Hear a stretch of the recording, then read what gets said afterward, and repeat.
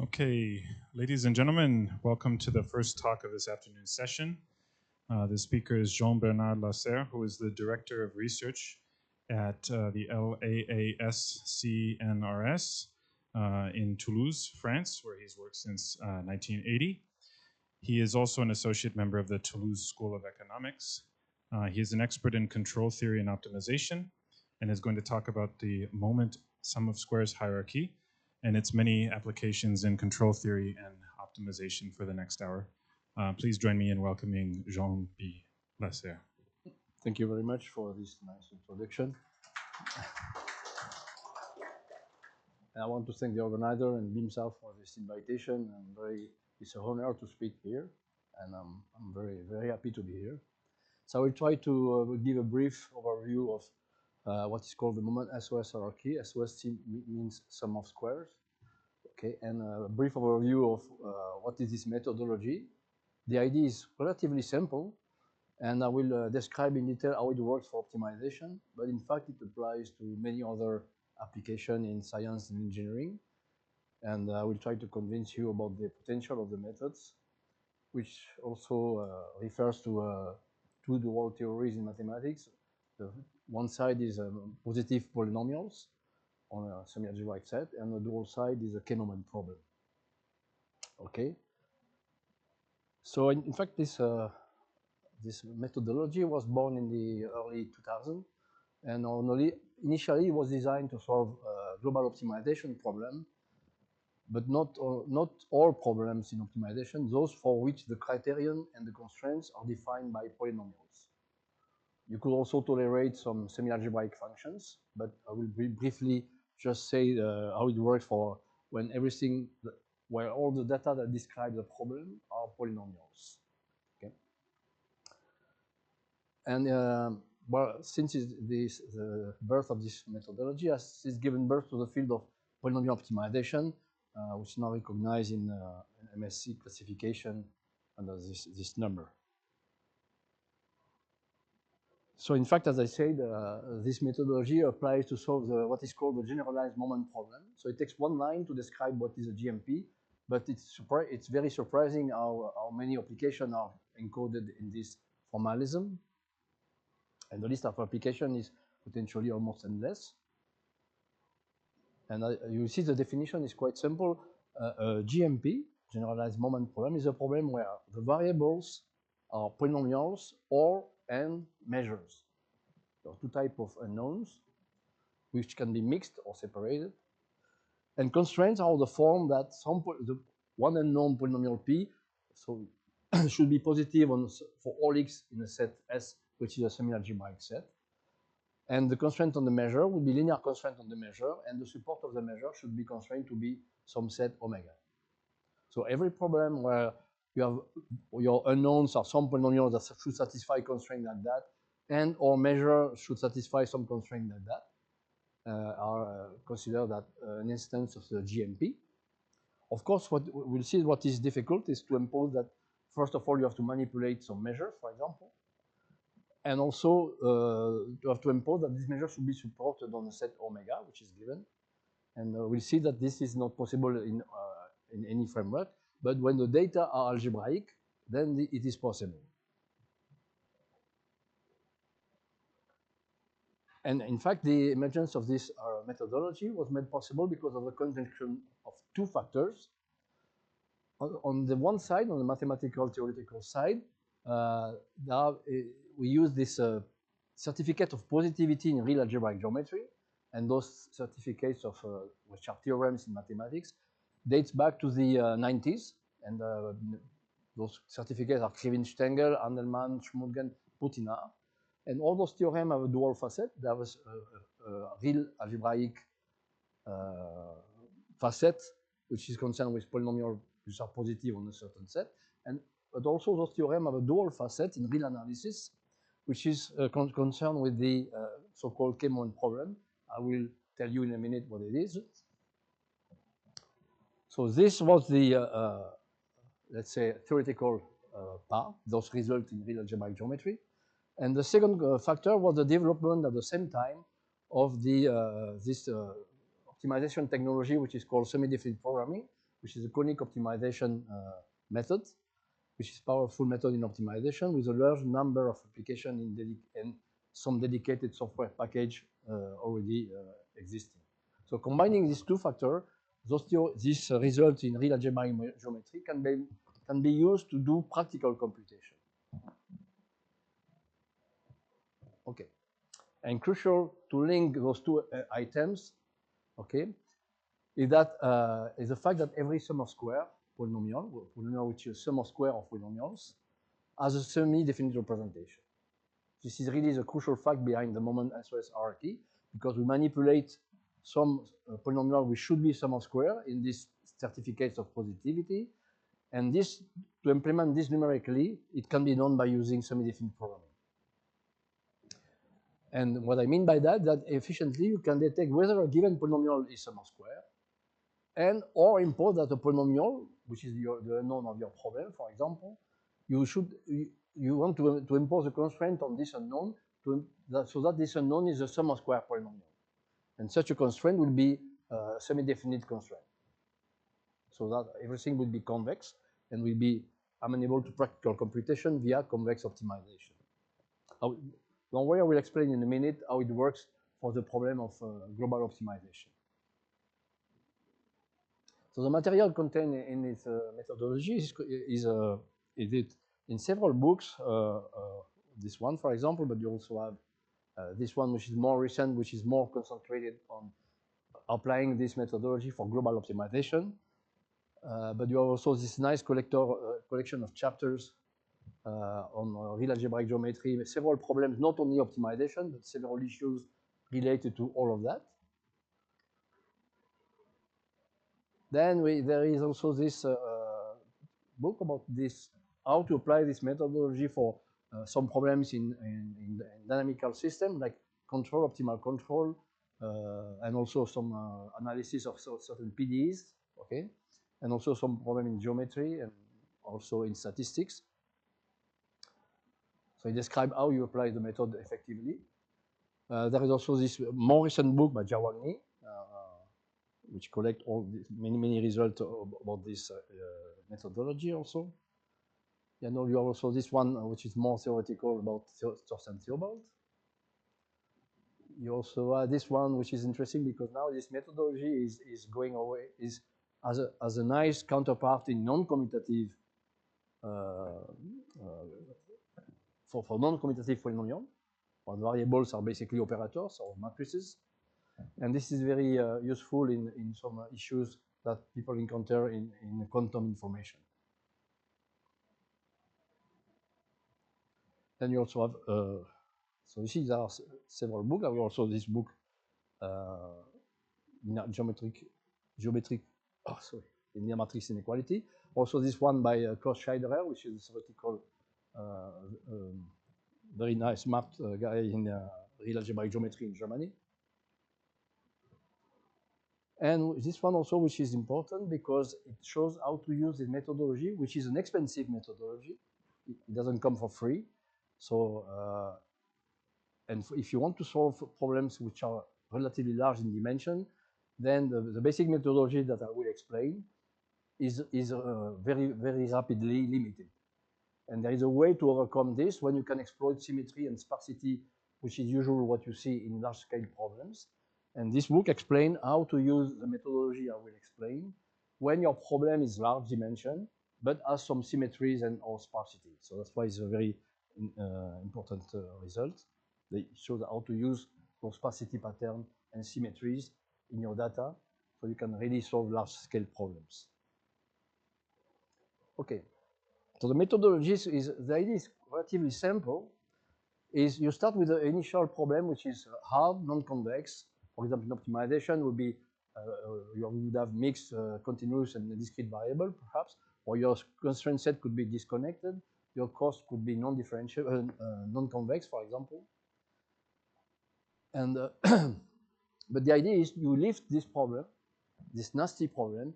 There is a very simple way to lift it as a simple linear programming problem. But now the price to pay is that you go to an infinite dimensional space, the space of measures. Okay, so we'll see how to do it.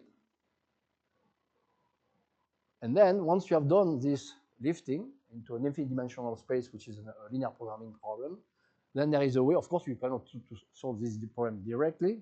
So now you return this, in a second step, you are going to replace this infinite dimensional linear programming problem with a nested sequence of convex optimization problem, semi-definite programming problem, whose size increases. Okay? And this is really the key to understand why, at the beginning, I said that we are interested in general GMP problem with algebraic data, is that because from going to this step is very general, can be applied in a very, very general framework, but it will be in general just a rephrasing of your problem, okay? And only when you can do the second step, you can really use this formalism to do practical computation. And to go from this step to this one, you can do it when your data are algebraic, when you manipulate polynomials in semi-algebraic set. Okay. Otherwise, for more general problems, you stay stuck at this step. Okay. And the fact that you have to solve an increasing sequence of a problem of increasing size gives the name of the hierarchy of relaxation. So each problem will be a relaxation of your initial problem, and we call that a hierarchy because you have a nested sequence of problems like that, but the size increases. So see, at each step, solving each relaxation is a convex relaxation of your hard problem, and solving this step in the hierarchy reduces to solve a single semi-definite programming problem, which is a convex optimization problem that in principle can be solved for very efficiently. And I say modulo the size of your problem. Okay. So you see the hierarchy is because you start by solving a small size SDP with a larger size SDP, etc. And the optimal value of this of each problem is converging to the optimal value of your initial problem.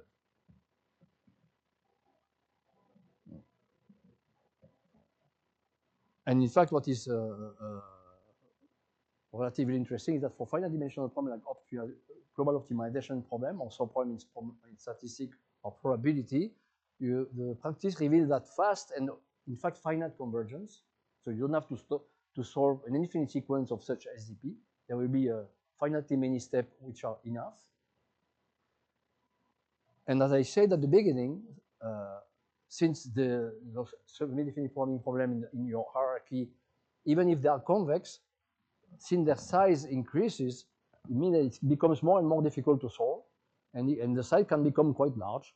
And this is why I mentioned this book about how to use sparsity and symmetries, which are most of the time present in your large-scale problem. If your initial problem has a sufficient large number of variables, there is not always, but fairly often, you have some sparsity and or symmetry patterns.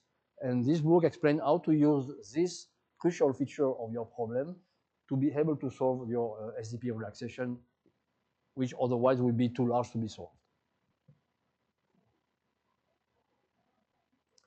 So the impact of this methodology in mathematics, there are many fields where this is useful. In real analysis, in real algebraic geometry for research on the moment problem, and positive polynomial and convex algebraic geometry. In theoretical computer science, the moment sum of square is now a basic tool in combinatorial optimization. It is used to qualify the hardness of approximation in a large family of combinatorial optimization problems. That's why it has become a so-called meta-algorithm, because it's a very general algorithm that doesn't take into account the specificity of each combinatorial optimization problem. You use the same tool for a large class of combinatorial problems, and you give this nice lower bounds. And it has become central also to prove or disprove the famous Cotes unique game conjecture in combinatorial optimization. And also in optimization for global optimality condition, rate of convergence in global optimization, finite convergence, and so on.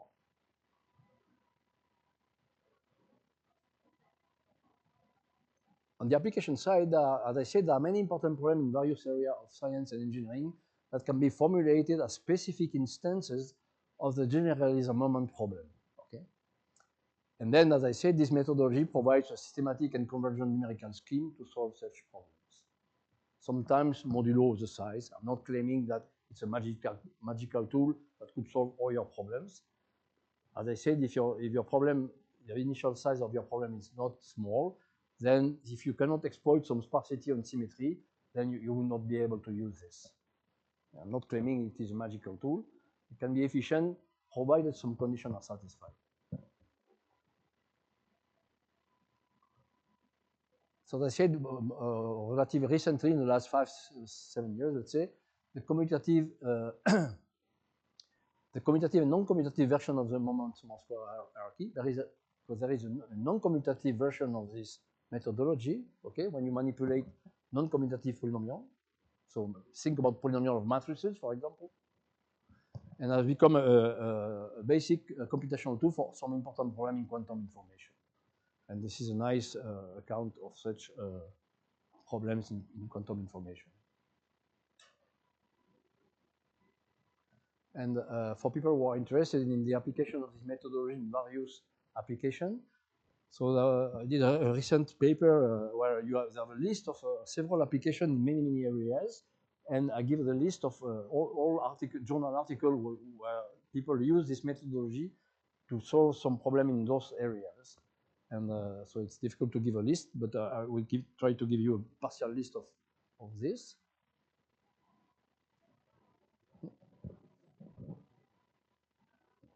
So for example, in computer and nonlinear algebra, for a lot of computation in tensors, also some computation in geometry, for example, to compute, given just an example, the volume of a non-convex semi-algebraic set, for example. In computer graphics and geometry processing, math finance for portfolio optimization and option pricing. For example, to compute the exit time computation for some diffusion where the drift is a polynomial. In engineering, for pattern recognition, computer vision and camera calibration, geometric perception in robotics, very nice result in the last 2 years. For motion planning in robotics also, some by the same people who did that.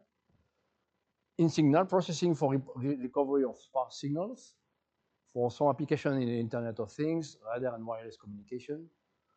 Also in physics for bounding ground state energy, this where you use also some non-commutative version of the Moment-SOS hierarchy. And in chemistry for bounding on stochastic chemical kinetic systems. And now I will describe briefly how it works, just to give you the flavor of how it works, which is not very difficult. We see the idea is quite simple, and I will illustrate how it works for global optimization. So how does it work? So what is a polynomial optimization problem? It's a problem where you want to minimize a function f, which is a polynomial, under some, and your x, the variable, is supposed to live in a state defined by finitely many polynomial inequality constraints. Okay, so everything in blue is the data of your problem. And you see when I say that the data are algebraic, I mean here that the f and the g are polynomials. Okay? So why should we consider polynomial optimization? Because when you see the description of a polynomial optimization problem, it's just a particular case of what is called nonlinear programming problem, right? So why should we make a special focus on this type of problems when f and g are polynomials? And it is true that if you are only interested in the local optimum, then the fact that the function f and the polynomial gj and the gj are polynomial doesn't help very much. There are very powerful algorithms in local minimization that can obtain a local minimizer, and the fact that your data are algebraic doesn't count very much. Okay? But if you're interested in computing the global minimum, then the picture is different. For example, remember what is a definition of the global minimum. The global minimum can be also written as a soup over lambda. Lambda is a scalar. So you want to find the maximum scalar lambda such that f of x minus lambda is non-negative for all x in k. And this definition, which is just a rephrasing of what is a global minimum, is really true for a local global minimum. It doesn't, of course, doesn't apply for a local minimum.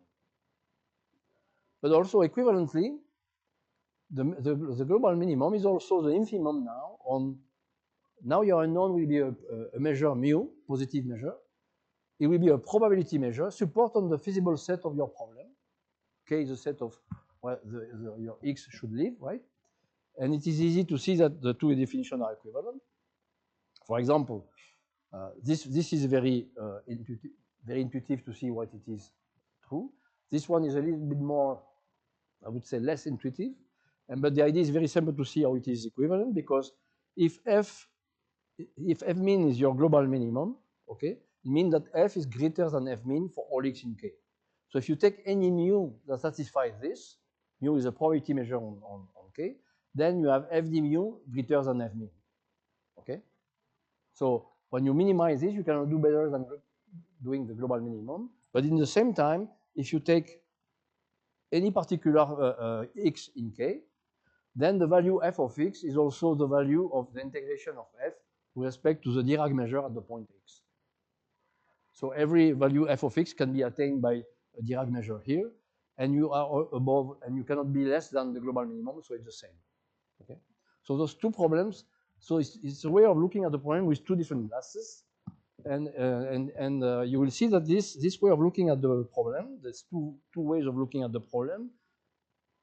In fact, it's just to view a primal and dual LP in a infinite dimensional space. For example, the first one, F min. So to put in the form of an LP, you need vector spaces. Now, so you need to be in the vector space of signed measures. So it's a vector space. Now you want me to be a positive measure. So you have a convex cone of positive measure in the vector space of signed measures. Then you say that mu k equal 1 to say that mu is a probability measure. Okay? And you want to minimize fd mu. So this is an LP, but of course, your unknown now is a probability measure. Okay? So it's an infinite dimensional object. And this will be our primal LP on measures. So everybody knows how to take the dual of an LP, no matter if it is finite dimensional or infinite dimensional. So the dual will be just one variable associated with, because here we have only one constraint. Let's say that mu k equal 1. Okay? So there, in the dual, there will be one variable lambda associated with this constraint. And it reads, you want to maximize lambda under the constraint that f minus lambda times 1, so lambda, is non-negative for all x in k. So you see that the two things, the two definitions that we have seen of the global minimum is in fact two ways of looking at an infinite dimensional LP. Either the primal way, the measure with the unknown is a measure, and the dual way where you have a polynomial f minus lambda that should be non-negative for all x in k. So in fact, we obtain two infinite dimensional LP in duality. So this is the first step, as I say in the Moment-SOS hierarchy, the first step is to lift your problem into an infinite dimensional LP. And this is exactly what happens for global optimization. Okay. And as I said, remember that this is the infinite dimensional LP is the first step in the methodology of the Moment-SOS hierarchy, where you replace your initial hard problem, non-convex, nasty, disconnected set, and so on. You replace this problem with an infinite dimensional LP, which is nice, convex, linear, but of course, the price to pay is that you go to an infinite dimensional space now. And notice also how simple is the corresponding general moment problem. You have only one unknown, which is one measure mu, unknown, and only one constraint. So you can make this problem simpler. So in fact, global optimization is the simplest instance of the generalized moment problem. You cannot do simpler than this. You have only one unknown and one constraint. Okay? And so to compute or approximate f min, you need somehow you need to efficiently handle the difficult constraint that I give you a number lambda, and you should be able to check whether f of x minus lambda is non-negative for all x in k. Otherwise, you cannot solve your LP. And of course, this is a hard problem. Okay? And this is why, in general, this step of lifting your problem into an LP, you stop there because you don't know how to solve your LP. Okay? It's just, this LP is just a nice, elegant rephrasing of your problem into a primal and dual LP. But if your data are very general, it is useless. Okay, just it's another rephrasing of your problem. Or if you want to solve so if you want to solve this problem, in other words, to handle this constraint, you need somehow to have some tractable certificate of positivity on K to check. I give you the lambda, and you should be able to check efficiently whether f of x minus lambda is non-negative for all x in K. Okay, and this is why we will see those positivity certificate in real algebraic geometry. Or if you look at the primal on measures, to solve it, you need to handle efficiently measures supported on K. So I give you a set K, and somehow you should be able to manipulate measures supported on K. Okay? For example, via its moments. In other words, you need tractable certificate.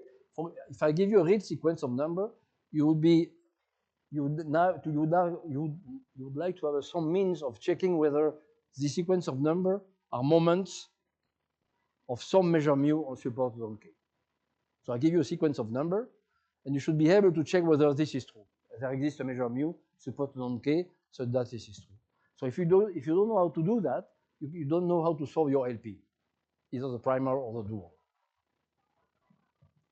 And this is where the fact that your problem has algebraic data helps, because then real algebraic geometry helps, and indeed there exists a powerful certificate of positivity, okay, which comes from basically the 70s, 90s.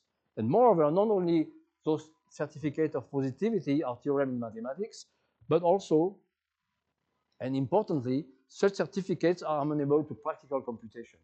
So there are results from, let's say, pure mathematics about how to state that a polynomial is positive on a certain set, but the way you prove that a polynomial can be positive on a certain set, then you can implement this technology to check that. And for example, there are theorems which are more general than for polynomials. For example, for analytic function, we have exactly the same kind of result, but you don't know what to do with it. Okay?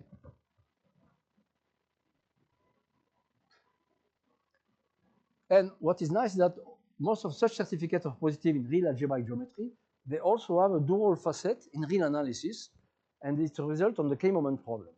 So every theorem on positivity certificate in real algebraic geometry always come with two facets, one in real algebraic geometry and a dual facet in real analysis. And the facet on the K-moment problem is crucial to solve the LP on measure, while the dual facet on positive polynomial is crucial to solve the dual LP on polynomials. Okay. So now I come to this result about this certificate of positivity, and if you have to remember something about my talk, will be basically this positivity certificate of Putinar, which is not the only one, but the one that we use. So first of all, the definition of a sum of square is trivial. The polynomial P is called a sum of square if you can write it as a sum of some other polynomial Qk squared. Of course, it's always a positive polynomial. But what is nice with a sum of square is that if I give you a polynomial P, and if you want to check whether P is a sum of square, this can be done efficiently by semi-definite programming. Whereas if you want to know if P is non-negative, there is no simple way to do it. Okay?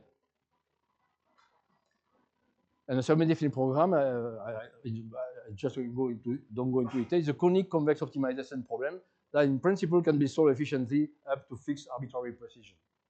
Okay? So we don't have to worry about how to solve it. There are some packages to do that. So now we describe the positivity certificate. We start with a set K, which is a compact basic semi-algebraic set. What do we mean by that?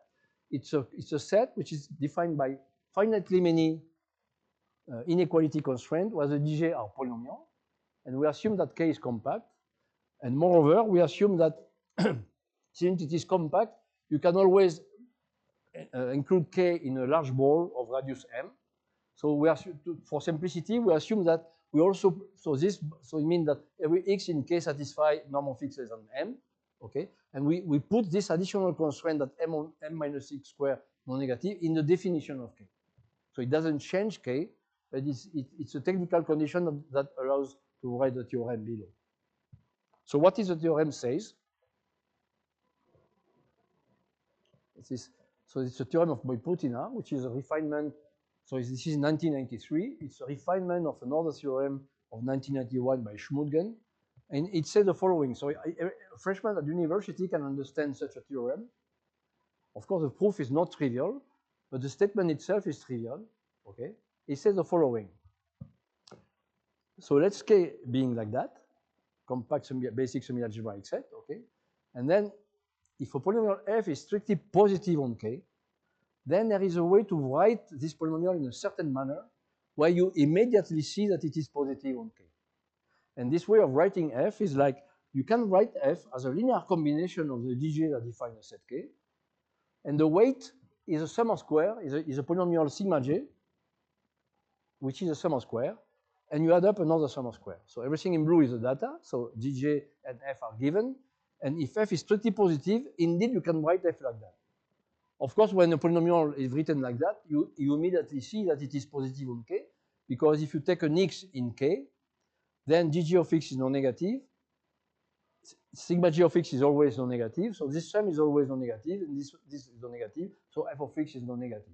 So when you know that f can be written like that, you don't have to prove that it is positive on K. It's almost by reading its certificate, right? So you can say that sigma 0, sigma j provide a certificate of positivity for f on the set K. So see, the statement of this theorem is quite simple. But the degree, in Putina theorem, nothing is said on the degree of the SOS polynomial sigma j. What do I mean by that? Is that if f can be written like this, suppose, for example, that f is quadratic, degree 2, gj is quadratic, degree 2, it doesn't mean that if f is positive on K, you can write f with small degree sigma 0 and sigma j. What can happen is that even if f is degree 2 and gj is degree 2, to write f in this format, you might need to have some sum of square polynomial of degree 1000 maybe. And the fact that when you do this sum and you explain this polynomial in the canonical basis of monomials, only the term of degree 0, 1, and 2 appear. The other one cancelled because of this sum, right? Because f is a quadratic polynomial. But this linear combination of terms, the degree can be very high, potentially. So this is where the NP is not equal to P is hidden here. But good news, testing this, if this certificate holds for f, so you're going to try, so if you want to check whether f can be written like that, what you do is you say, okay, I'm going to try to write f like this, but I impose that the degree of this guy and the degree of those terms, each term here, is less than 10, for example. And with this bound on the degree, checking whether this is true is just solving an SDP. And if it doesn't work, you try 12, 14, etc. So this will be also why we need some hierarchy behind.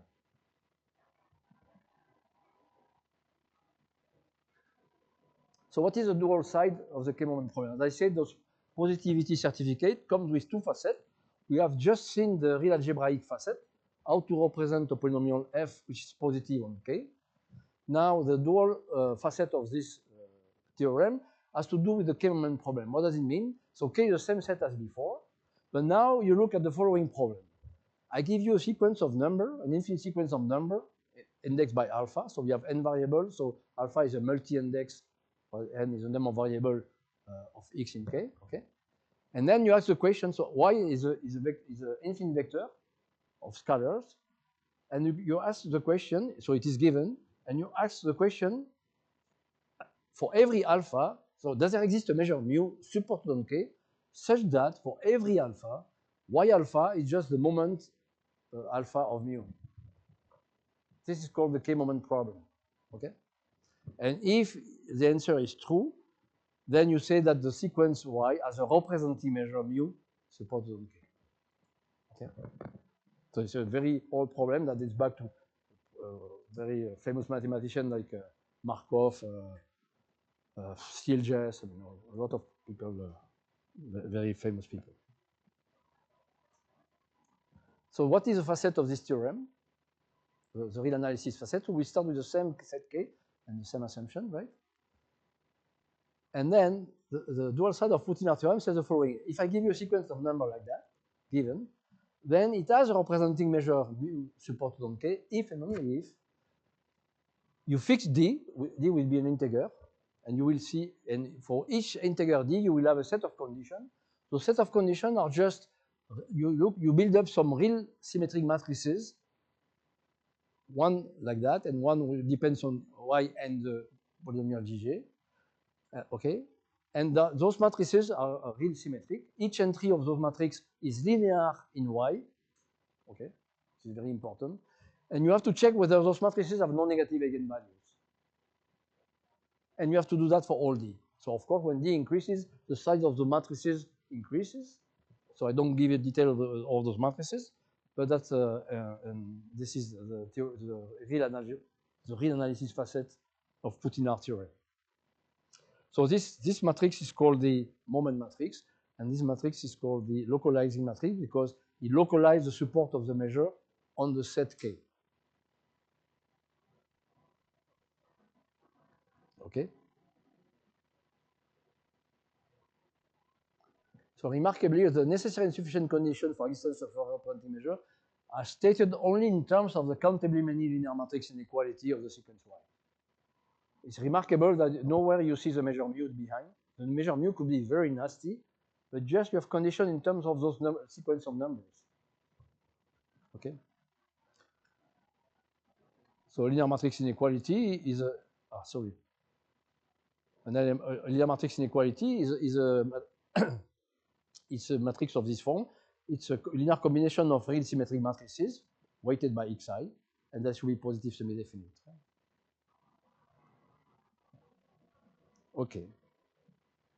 So we have seen two sides in the theorem. There is an algebraic side, which has to do with the positivity of a polynomial on K. So on this side, you try to characterize those polynomial f which are strictly positive on K. And the dual facet in real functional analysis on the K moment problem for the same set K. Now I give you a sequence of numbers, and you want to know whether for each alpha, Y alpha, the number Y alpha, is the moment alpha of this measure of certain measure mu. Okay. So the mu have to be the same for all alpha, of course.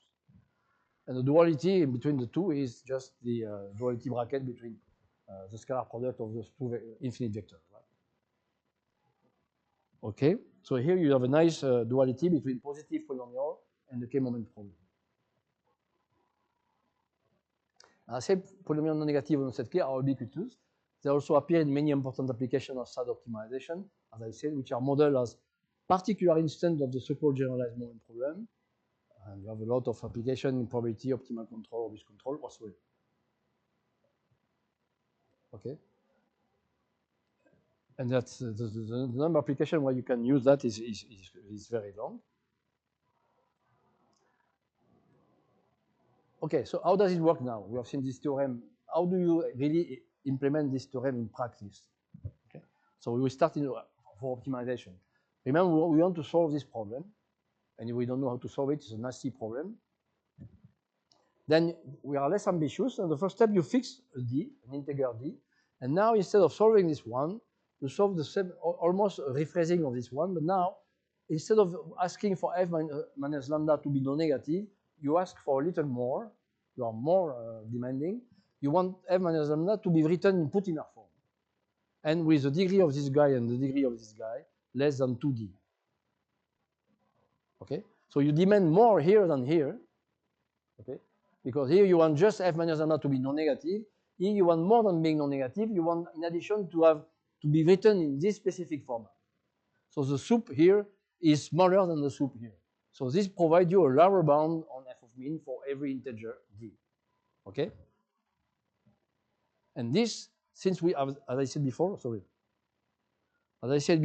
since we fix the degree in advance of this guy and this guy here, solving this is an SDP. It's a convex optimization problem. So we know how to solve this efficiently. Modulo the dimension. Now, if you want to look at the dual side, the LP on measures, then we don't know how to solve this because it is an infinite dimensional LP. What the idea is now, instead of looking for mu, you are going to look for a sequence of moments of mu. Okay? And of course, you are going to look for a sequence of finitely many moments.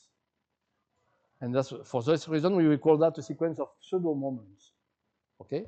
But you have to impose that those moments, those vector of moments, so y is a vector of moments. Ideally, yf is a scalar product with the sequence, this is a vector of coefficient of f. So you have the scalar product of yf. Think about when you do that, you think about integrating f d mu when y is a moment of some measure mu. Okay?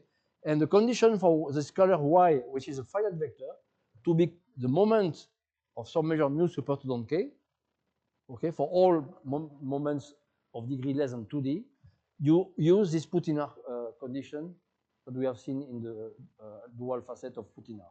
So those constraints give you that you have a vector y, finite dimensional, and those LMIs, linear matrix inequality, which are linear in y, okay.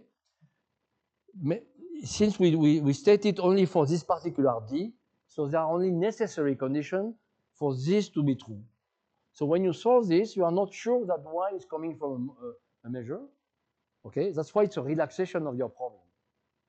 This is, in theoretical computer science, they call it a sequence of pseudo moments because you are not guaranteed that the optimal solution of this SDP, which is this is a semi-definite programming problem, you are not at the optimal solution, you are not guaranteed that this is true. Okay? And this is why, since you relax your problem, of course, this guy is also a lower bound on the value of mu.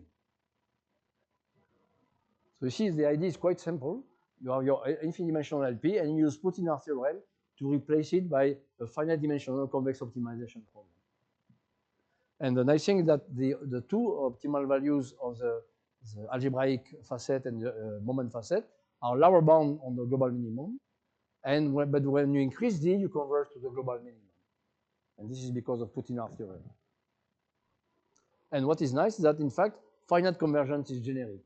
So if you would generate randomly the coefficient of your polynomial f and of your set dj, or your polynomial dj in the definition of k, then with probability 1, you would have finite convergence of your algorithm.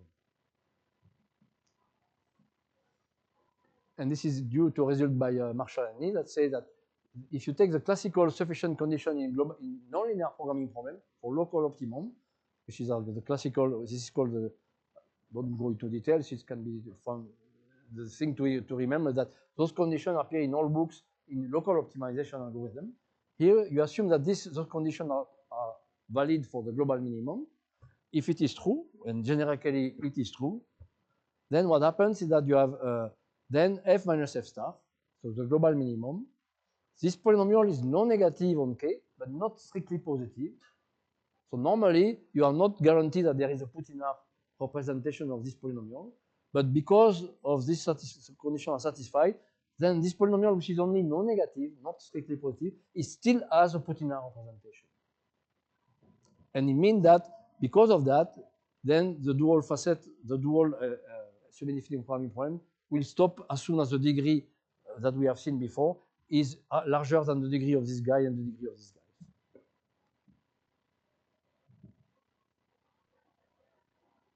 Okay? So what is nice is that generically you have finite convergence of this hierarchy. And in addition, you have the two dual, the two values of the algebraic side and the real analysis side are the same. Okay. And what is nice is that at the every global minimizer, what you get that the classical linear dependence of the gradient, like in local optimization algorithm. But now, what is nice is that you see what in classical condition in nonlinear programming, you have a scalar here. What you here you have a polynomial weight, but the value at the point x star is a scalar, of course, which is non-negative, and this is the Karush-Kuhn-Tucker multiplier that you find in classical optimization. But in classical optimization, you only deal with a scalar. Here, you have a more complicated weight, which is a sum of square, but the value at the global minimizer is just the KKT multiplier. So you obtain, in fact, what you do, you obtain a global optimality condition similar to the Karush-Kuhn-Tucker, but now the multiplier is not a scalar, but it is a sum of square. And the value of the global minimizer is the analog of the KKT multiplier. But the advantage that this is valid for non-convex and discrete optimization, whereas this global optimization property that we see is valid only for the convex case. Okay, because in KKT condition, what you have is that at the local minimizer you have this, okay, and even also the global minimizer for a scalar. But what happens is that, except in the convex case, if you take this Lagrangian, f minus the global minimum value f star minus sigma of lambda j, in general, it will not be non-negative for all x in the whole space. This will be true only if f and minus gj are convex. Whereas in Putinaar theorem, we get this. See, now we have a polynomial here. Now we have that this one, by definition of Putinaar, is a sum of square. So this is non-negative on the whole space. And x star, the global minimizer, is the global minimum of this polynomial on the whole space also. So this property is true in a very general setting, whereas this property here is true only in the convex case.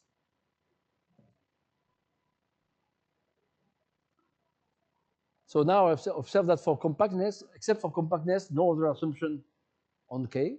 What matters is just you need to have an algebraic description of your set K, okay, with equality or inequality constraint involving polynomials.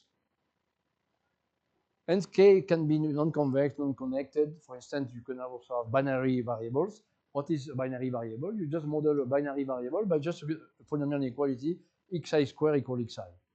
Okay? This could be naive, right?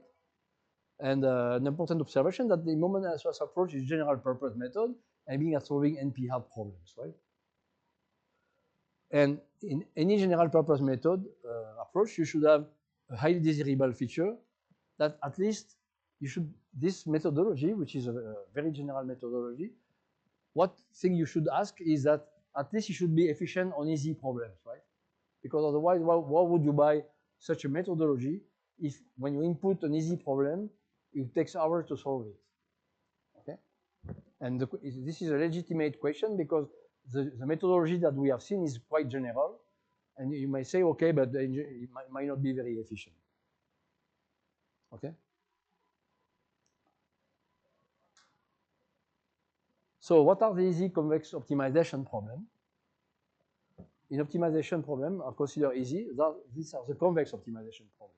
In fact, not convex programming problem. I mean the problem for which you want to minimize a convex polynomial or function, and Gj should be, since you have a non-negative, Gj should be concave. So minus Gj should be convex. Those are considered the class of easy problem, right? Of course, I will not recommend to use, if you know that your problem is like that, I don't recommend to use the Moment-SOS hierarchy because there are many efficient methods for convex optimization. But I claim that at least here, it recognizes easy problem. The Moment-SOS hierarchy stops at the first iteration without telling the black box that your problem is convex. So in fact, I'm a bit lying. It's just not for convex polynomial, but SOS convex polynomial, which is a slightly restricted class of convex polynomial. It are those polynomials which are convex, but in addition, said that the Hessian factorized as a sum as a square of matrices. Okay. So for this class of problems, convex problems, which are considered easy, what is nice is that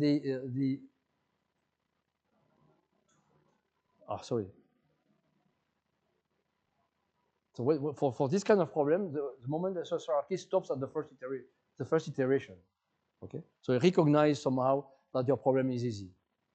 And I said that the remarkable property of the Moment-SOS hierarchy is that when solving the optimization problem, you do not distinguish between convex, continuous, non-convex, 0, 1, blah, blah, blah. So if you have a 0, 1 variable, you just say xi squared equal xi. Okay. So if you look books on local minimization algorithm, modeling a constraint like that for a binary variable would be considered stupid by using, for example, gradient algorithm or conjugate gradient and so on.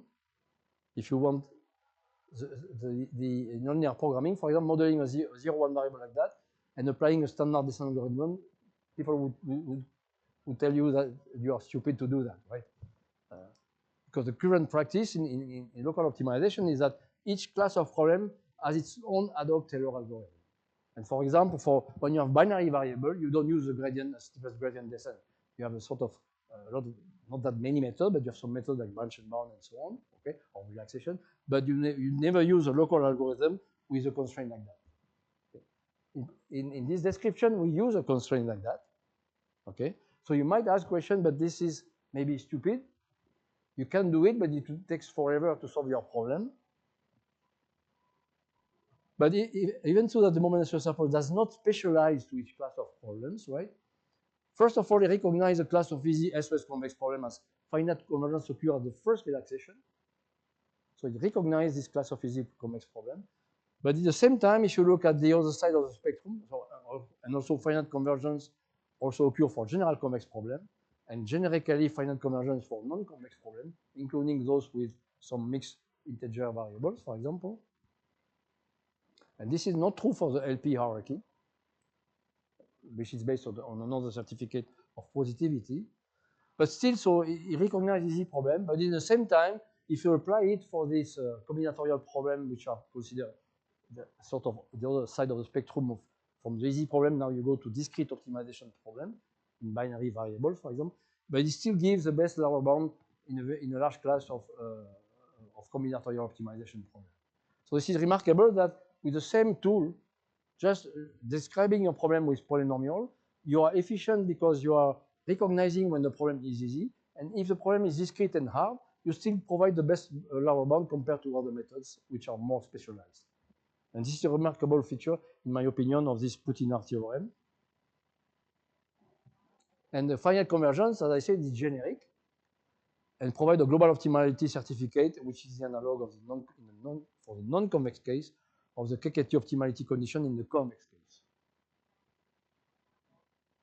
Thank you very much for your attention.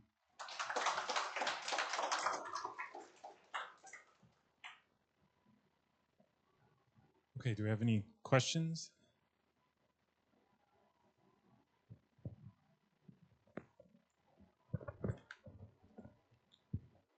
And so you mentioned the K-moment problem.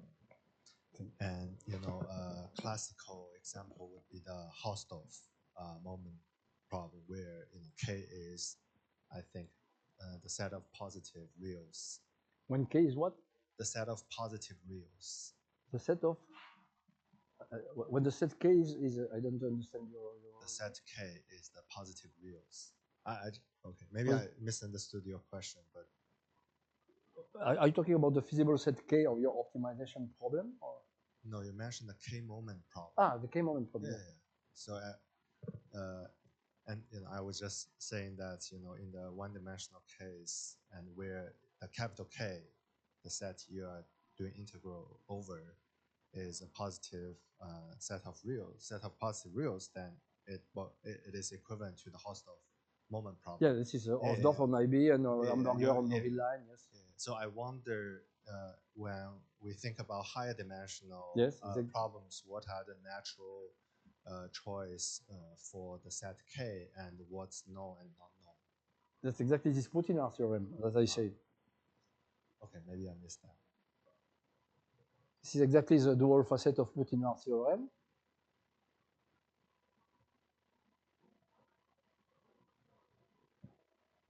Yeah.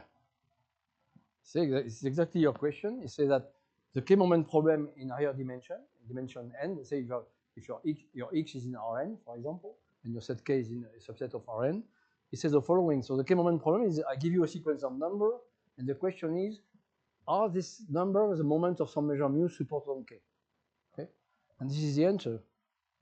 You say that you take your sequence of number, you construct those matrices, and you check if the eigenvalues are non-negative.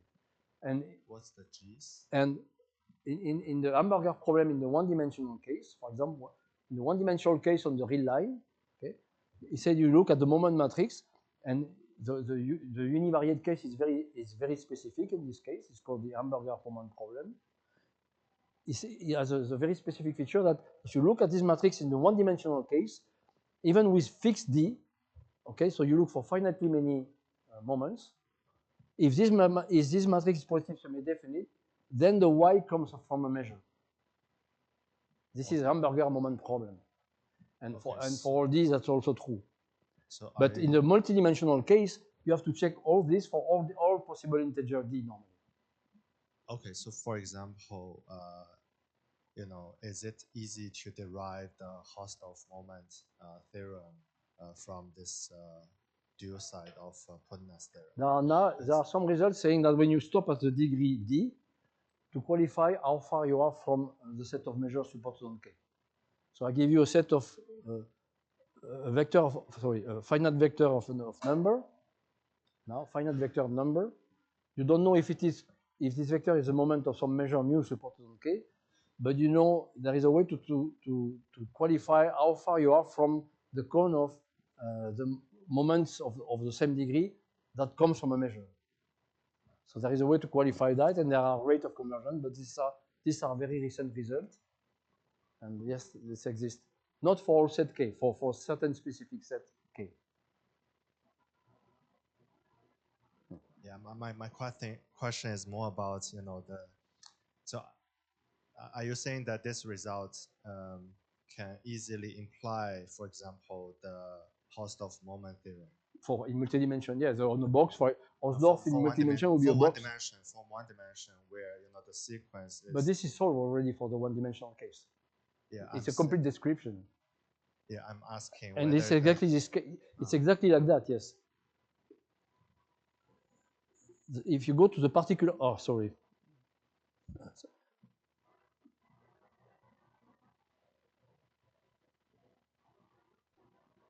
If you go to the one-dimensional case and you look at result by the Hausdorff moment problem on the hamburger problem or the Stieltjes moment problem, so one is on the real line, on the half line, and on the interval, those conditions are exactly like that. Exactly yeah, exactly the same. Here in the multidimensional case, you have to check for all degree d. That's the difference. It's the same spirit.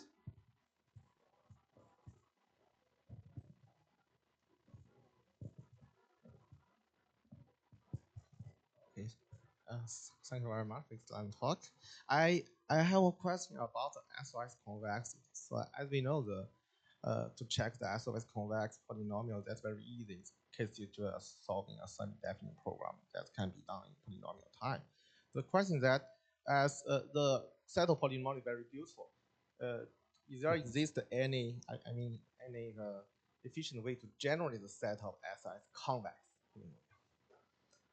But well, yeah, there is you can, if you have a polynomial and you want to check whether it is SOS convex, there is a way to do it by this kind of tools. Yes, yes.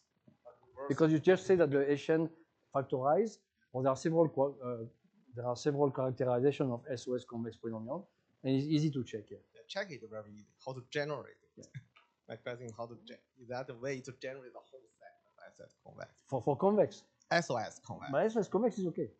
Generate the set. What? But check it is easy, but the generate and the polynomial SOS convex polynomial is very easy. It's beautiful, right? But I want to construct such polynomial. Can we? Yeah, if there's some way. Well, yeah, you. Well, I don't have an immediate answer. Yeah, I have to think about it. Matter, yeah. Okay. We can discuss this. Okay, we can discuss it. Thank you.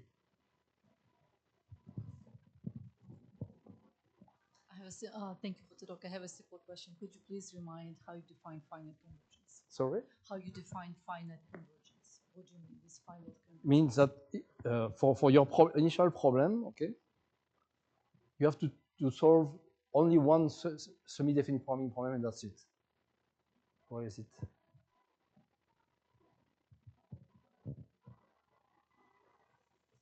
Yeah, okay, for example, see, usually you fix a D, and then you have to, and you solve a problem like that, which is parameterized by D, and the D parameterized gives you the size of those matrices. By finite convergence, I mean there is a D, but you don't know in advance which D, so that when you solve this, this guy is exactly F min. So you have finite convergence. So you don't have to go higher than this D, but you don't know in advance what degree D where you stop. That's why you need to iterate, and you have this hierarchy. But the hierarchy stops generically. Thank you.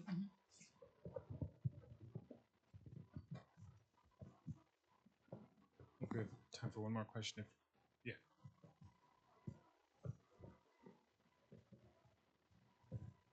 Thanks for the wonderful talk. I was wondering about the finite convergence problem. So how large is the D you should check of the problem?